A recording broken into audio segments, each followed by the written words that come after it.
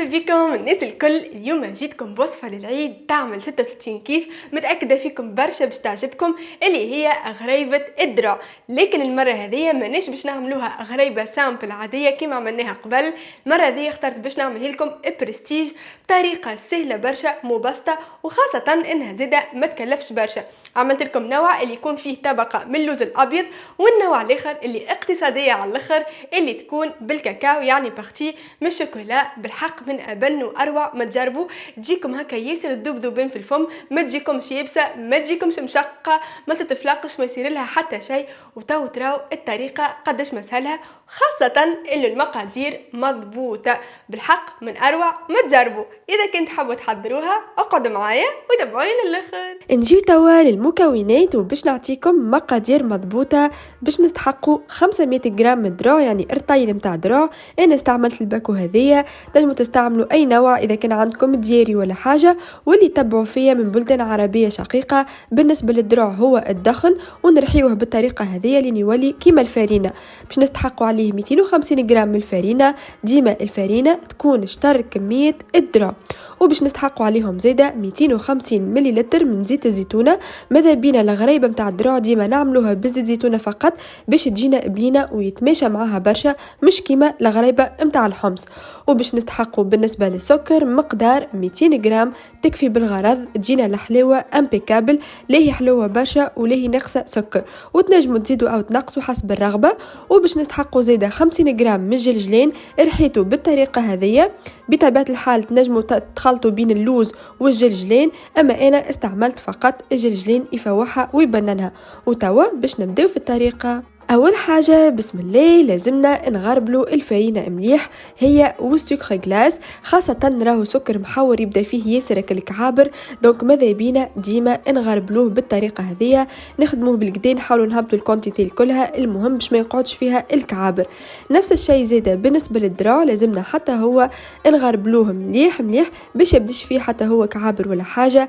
اي حاجه تبدا حلوه باش تعملوها ديما نغربلوها باش كل شيء يجينا يعمل الكيف، وحتى كعايبة الغريبة من بعد تجينا رتبة تشره. نكمل كيما هكيا نغربلهم الكل ونضيف عليهم الكونتيتي الكلها متاع الجلجلين.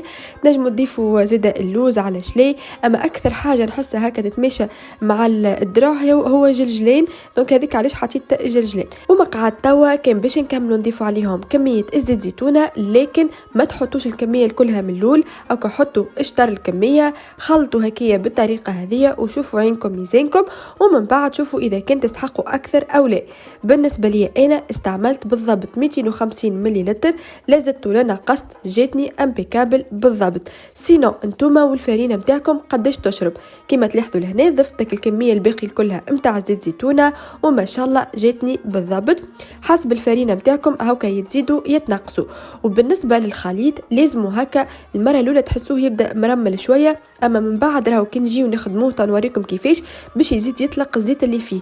دونك بالنسبه لكميه الزيت ما تضيفوش اكثر من اللازم، سينو من بعد تجيكم ياسر مزيته، تجيكم طريه على الاخر، تعبكم في الخدمه، وزيد حتى من بعد كتيب تشقلكم. دونك ماذا بيكم هاكا تعملوا الكميه بالضبط. كما تلاحظوا لهنا نخدمها توا مليح مليح مليح بيدي هكيا، نعركها بالكدا، نحاول ندخل فيها الزيت بالباهي باش هكاك حتى كالدرع وكل يزيد يسيبوا الزيت نتاعهم وكل شيء يدخل في بعضه بالباهي. ريتو كي تراو توا كي تلموا هكيا بيديكم وتراو انها تكونت معاكم كعبوره، تعرفوا انه الكونتيتي نتاع الزيت بالضبط ما عادش تزيدوا، السوفي تلمت معاكم سي بون. توا نجيو المرحله مهمه باش نبداو نصبطوها. اذا كان ما عندكمش الماكينه كيما انا مش متوفر عندي توا، دونك نصبطوها هكا، ناخذوا بالكعبه ناخذوها هكا كعبوره متوسط الحجم مش كبيره برشا باش ما تعبناش وتسهل علينا الخدمه، ونصبطوها نخدموها هكا بين يدينا بالباهي. اذا كان عندكم الماكينه هاكا ترحيوها في الماكينه وهكا تسهل عليكم الخدمه، لكم حريه الاختيار. انا لهنا هكا نصبطها الكلها بيدي.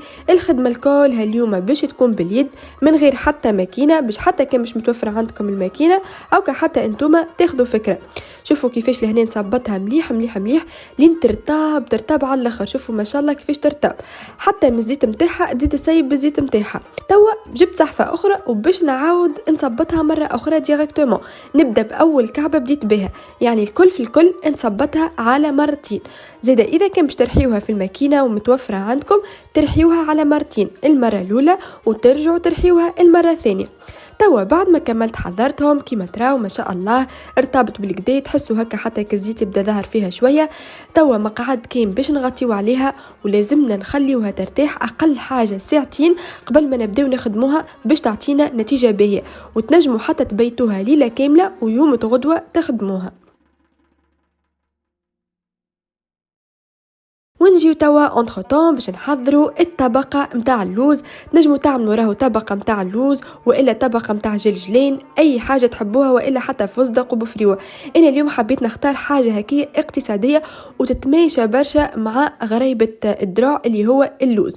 دونك خديت لهنا اللوز الابيض، اخترته ابيض باش هكاك يبدا ظاهر هكيه البوند بيضه بويسك الدراع لونه غامق. خديت بالضبط مقدار 250 غرام، عليهم 50 غرام من سكر غلاس و50 ملي من زيت الزيتونه.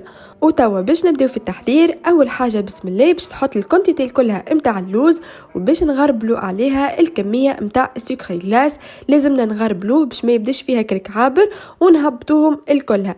كما قلت لكم بالنسبه للوز زيد راهو تنجموا تستعملوه حتى بالقشره نتاعو، ما فما حتى مشكل، لكن انا اخترت اليوم الابيض باش يبدا ظاهر هكيه في وسط الكعبه نتاع الغرايبه.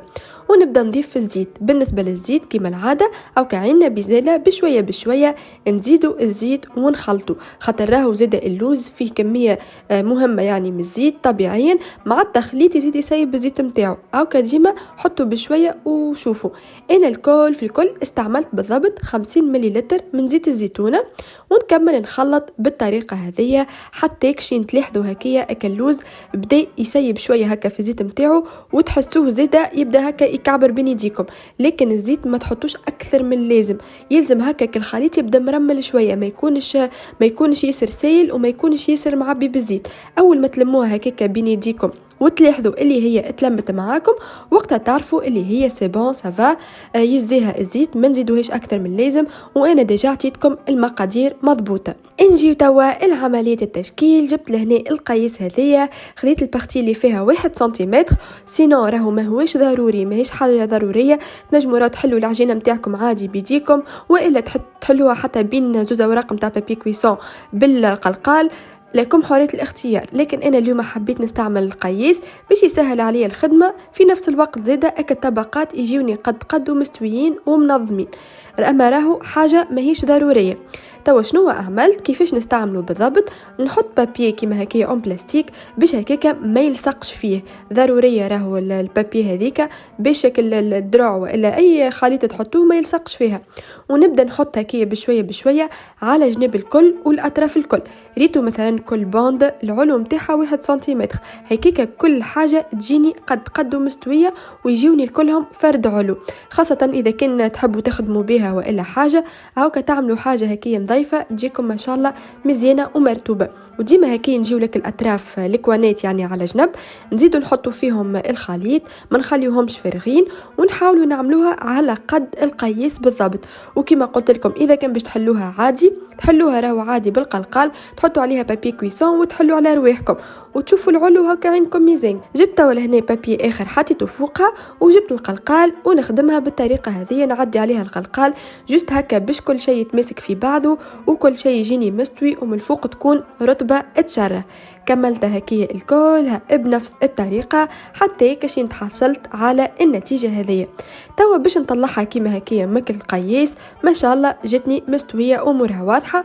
ونجيو زاده توا لهنا للوز كيما تراو القوام نتاعو يكون هكا مرمل شويه، لكن كي تجيو تشدوه بين يديكم يتلم معاكم.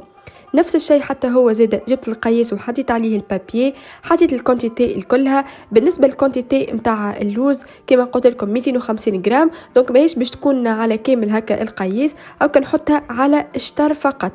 ونجي كما هكايا ونحاول نستويها ونعملها على نفس الخشن نتاع الدراع اللي هو 1 سنتيمتر ونحلها بالطريقه هذه. وتنجموا راهو اذا كان ما عندكمش القياس تعملوه حتى بيديكم هكايا شويه، تحاولوا تكعبروها وتحلوها بيديكم تمشي معاكم راهو بسهوله. جيت لهنا عديت عليها شويه بالقلقال باش كل شيء يتماسك في بعضه وتجينا البات ياسر تحفونه.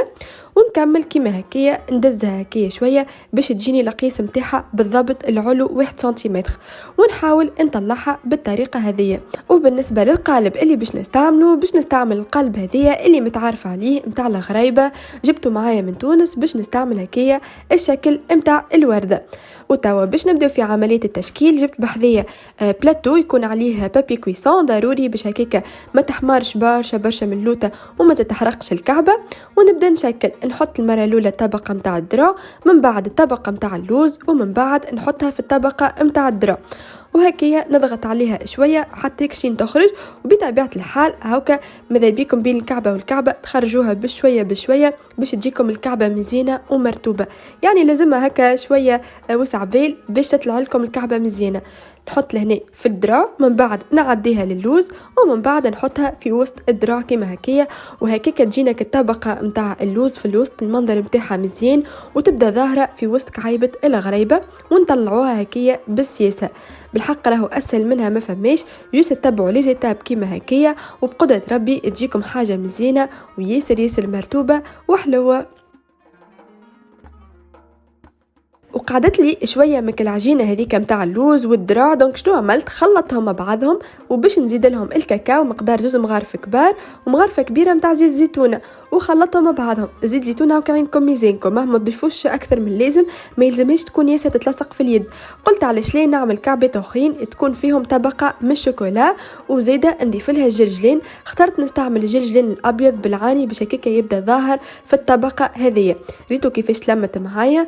توا كيما العاده نجيبك القياس هذيك، نحط عليه البابي نتاع البلاستيك، ونحط الطرف نتاع العجينه ونحاول نستويها على جناب الكل.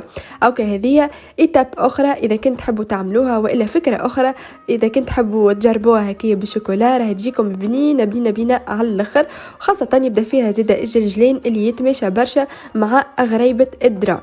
دونك نحاول نستويها، نعملها 1 سنتيمتر، ونرجع كالعاده لهنا نشكلها بنفس الطريقه. نعمل الطبقه نتاع الذرة، من بعد نعمل فيها الطبقه نتاع الشوكولا، ومن بعد الطبقه نتاع الذرة، وهكيكا تجيني الكعيبه ما شاء الله ياسر مزيانه، وتبدا فيها طبقه واضحه بالكدا. وهذه النتيجه ما شاء الله بعد ما كملت شكلتهم يعملوا الكيف مزيانين مرتوبين يشرهوا. حبيت لهنا ديجا نوريكم كعيبه عن قرب باش تراو الشكل نتاعها قداش يظهر مزيان، خاصه انك الطبقه نتاع اللوز تبدا ظاهره بالباهي، وزيد لهنا الطبقه نتاع الشوكولا اللي بالجرجلين الابيض تبدا واضحه تشره.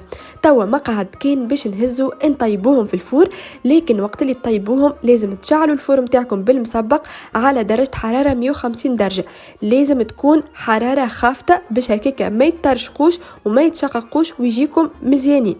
باش نحطها في الرف الوسطاني، نشعل عليهم من الفوق ومن اللوطه، ونخليهم مده 45 دقيقه على 150 درجه، وانا ديما نستعمل المروحه باش يدور الهواء. وهذه النتيجة بعد ما طابوا ما شاء الله. نودكم ولا نشهيكم ريحتهم طالعة فيوحة تشره، لا شققوا ولا ترشقوا ولا صار لهم حتى شيء، تطلع كعبة خير من أختها. توا باش نجيو لطريقة التزيين، لكم حرية الاختيار، تحبوا تخليهم هكيكا وإلا تزينوهم. أنا هكيا حبيت نعمل فكرة حلوة، دونك أكل البيض هذوكم اللي باللوز عملت فوقهم الشوكولا البيضة بالطريقة هذه. نجموا لو تحطوا شوية من اللوز ولا حاجة، لكن اليوم حبيت هكيا نعمل فيها الشوكولاتة البيضة. وبالنسبة للي بالشوكولا ولا بالكاكاو، عملت فوقهم شوكولا أولي زيادة بالطريقة هذه، تعطي منظر ياسر مزيان وكنت خاص تحلو برشا. وتنجموا هذوما ترشوا عليهم حتى شوية من الجرجلين، لكم حرية الاختيار، أو كان أعطيكم أنا أفكار متاع تزيين وانتم جربوا الحاجة اللي تحبوها. لكن بالشوكولا بصراحة يعطي منظر ياسر حلو، ومبلوس يتمشى معاهم على الآخر. وتوا بعد ما كما تحضرتهم، نخليك الشوكولاتة تبرد في عقلها، ومن بعد نقدمهم. وهذه هي النتيجة بعد ما تماسكت الشوكولا. ما شاء الله روعة.